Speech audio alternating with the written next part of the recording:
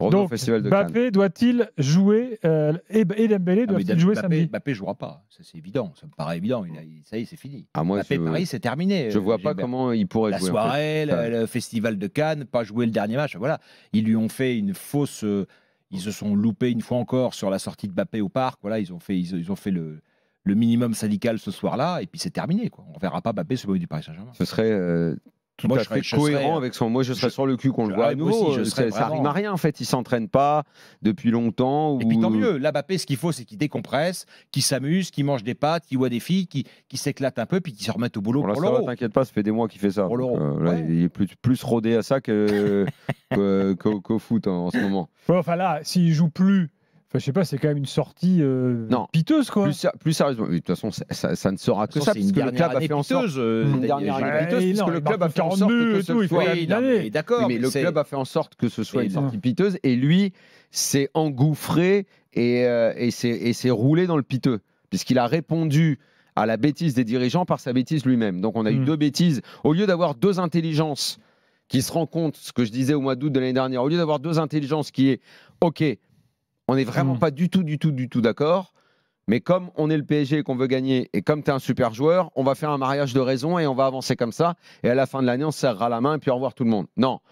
Ils ont fait une bêtise et Mbappé a répondu par une bêtise, tout symbolisé. Tout ça, c'est l'illustration, c'est le match à Monaco. Là, les deux conneries ont explosé ce soir-là. Et derrière, on a eu cette fin de saison absolument calamiteuse. Tout ça est du passé, on ne devrait plus en parler, c'est terminé. Paris, ça s'est terminé à Monaco, on est voilà, exactement.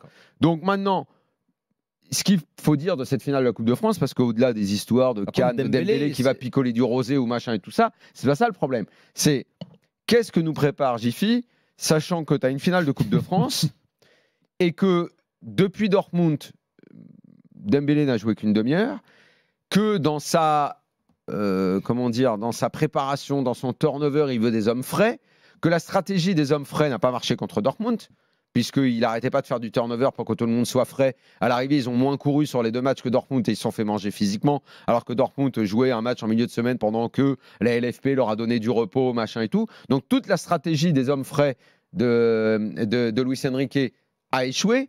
Maintenant, il continue les hommes frais. Alors là, c'est carrément, vous ne jouez pas pendant 2 semaines, carrément, parce que là, hier, il n'y avait pas que James, il n'y avait pas que, comment s'appelle, Dembélé, Mbappé qui ne jouait pas.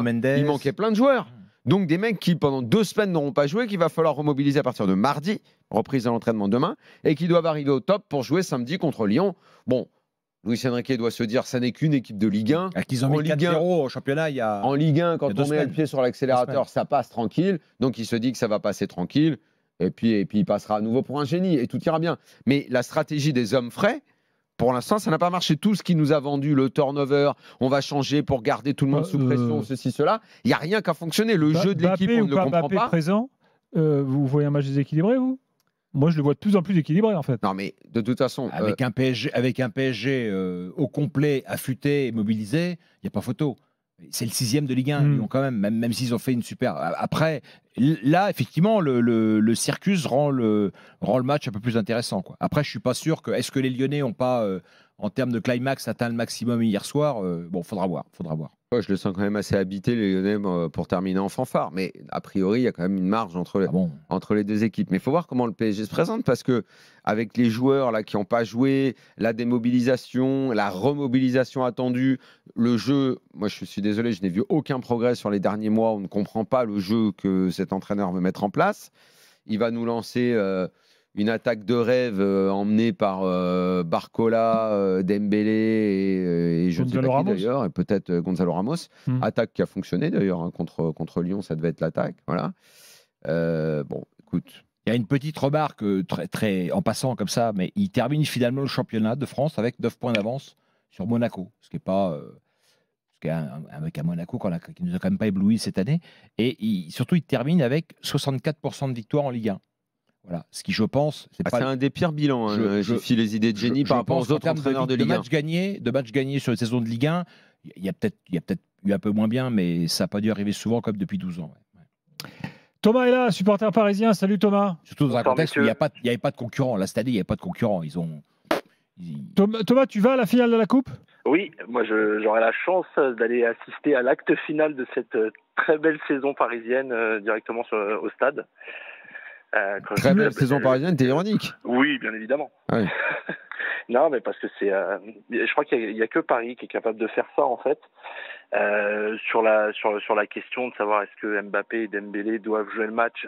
Si tu suis toute la soupe qu'on t'a servi depuis le début d'année avec Neymar, Verratti qui sortent par rapport à leur passif, tout ça, la logique voudrait que non. Je pense que Mbappé, on est tous d'accord pour se dire que vu les signaux envoyés, techniquement, son dernier match était contre Toulouse. Peut-être ce que n'avait pas prévu la direction, c'est d'avoir Dembélé qui se retrouve à Cannes avec lui. Mais maintenant, c'est compliqué aussi d'aligner un Dembélé par rapport au message que tu cherches à véhiculer et surtout le message que tu pourras envoyer à ton vestiaire. Mais attends, moi, un truc que j'ai pas compris, vous suivez ça de près, moi pas du tout. Dembélé, il est allé à Cannes contre l'avis du club alors qu'il était convoqué. Non, il était en week-end, il était libre. Non, il était libre, il était en repos. D'accord, donc il a pas commis de. Non, pas du tout. Il va. Non, il va, mais à une semaine, tu sais, c'était la fameuse phrase de Mbappé, on va bien manger, bien dormir. Bon, ok, moi je pensais qu'il y avait le retour de l'autorité, que tu devais donner une autre image. Si l'image que tu donnes, bon, Mbappé il a quitté le club, ok, mais si l'image que tu donnes, c'est que Dembélé, qui est ton attaquant cadre, machin, se pavane dans une soirée cannoise, même si il est libre de faire de ce qu'il veut dans le week-end, en termes d'image, ça devait changer, ça n'a pas changé finalement. Moi qui ai cru, aujourd'hui, je dois bien dire très naïvement, j'arrive encore à être naïf jusqu'en septembre de cette année, que les choses étaient en train de changer. On se tape une fin de saison qui est exactement le même cirque que les autres années, avec des joueurs qui font n'importe quoi, un entraîneur dont on ne comprend pas les raisonnements, un président qui est toujours aussi mauvais. Rien n'a changé, quoi. Il n'y a pas eu une prise de parole. Un président qui ne parle pas, qui n'existe pas, qui n'est pas là. D'ailleurs, à ce propos, on est reparti exactement comme avant. Les gars, je redonne la parole à Thomas ensuite, mais il y a un bouquin là, qui est sorti ces derniers jours, écrit par, non pas par des journalistes qui suivent le foot, mais par des journalistes plutôt spécialisés dans tout ce qui est fait divers et enquête policière, qui s'appelle PSG Confidentiel. On va essayer de les inviter dans la semaine. Là, oui, enfin bon, ils ne sortent aucune affaire dont on n'a pas parlé dans l'after. Mais bon. Pour revenir sur le sujet, au-delà du fait qu'ils soient en repos, moi ce qui me dérange, c'est qu'à une semaine d'une finale et avec les derniers événements qui se sont passés récemment, c'est pas, comme disait Daniel, une sorte d'union sacrée où tous les joueurs qui ne jouaient pas sont présents au stade quand même. C'est la dernière journée. Moi, je pensais, dernier match de la saison, effectivement, tout le monde peut être là. Quoi. Voilà. Et puis, là, les mecs, savoir que t'en as qui jouent à Metz pour le dernier match de l'année, d'autres font la fête à Cannes. J'ai pas l'impression que ça fasse un club très, ça fait unité. Je sais pas, peut-être que ça existe dans d'autres clubs. Il faut m'envoyer des exemples de ça. Je sais pas. Le message que tu envoies à ton vestiaire est pas bon. Et pour revenir sur El Khelaïfi, il peut plus communiquer. À chaque fois qu'il a communiqué en début d'année, il dit qu'il fait le bras de fer. Mbappé partira pas gratuitement. Il part gratuitement. Il y a un sport, pardonne-moi de te couper encore une fois, mais il y a un sport extraordinaire à faire, peut-être qu'on aura le temps de le faire, c'est de se replonger dans l'été parisien et de relire notamment le fameux communiqué et publié par le Paris Saint-Germain qui expliquait donc que si Mbappé ne prolongeait pas, il allait y avoir un plan social, que le club était en grande difficulté, qu'il allait y avoir des conséquences sociales dramatiques. Enfin, j'avais dit à l'époque que ça il y a des gens qui reprenaient ça ici. Il y a un mec qui l'a rédigé et d'autres qui l'ont pris en compte. C'est extraordinaire de se replonger là-dedans. Mais on s'est foutu de notre gueule de A à Z. Mais au-delà de tout ça, Luis Enrique, maintenant, il se retrouve un peu bloqué parce que est-ce qu'il est prêt à prendre le risque? Parce que Lyon, la spirale, elle est quand même ultra positive. Et sur un match, surtout dans ces conditions-là, on n'est pas à l'abri qu'il marque vite. Et vous connaissez tous les scénarios qu'il peut y avoir. Mais est-ce qu'un Luis Enrique, aujourd'hui, il est prêt à prendre le risque, avec tout l'ego qu'il a, de perdre une finale parce qu'il se sera passé ces choses-là sur les 2-3 dernières semaines? Alors, je t'annonce que son ego est tellement énorme et tordu que gagner la finale avec un but de Mbappé, je pense que c'est ce qui lui tordra le plus le bide au monde. Oui, donc je pense qu'il va aller au bout et se dire je suis obligé de rester dans le rôle qui est le sa vraie satisfaction, c'est de la gagner sans lui. Et je pense que comme il peut y arriver, il le fera. En tout cas, ça promet. Ça va être rigolo. Bon Thomas, bonne finale. Vous êtes en train de me donner envie de la regarder. Oui. Merci beaucoup.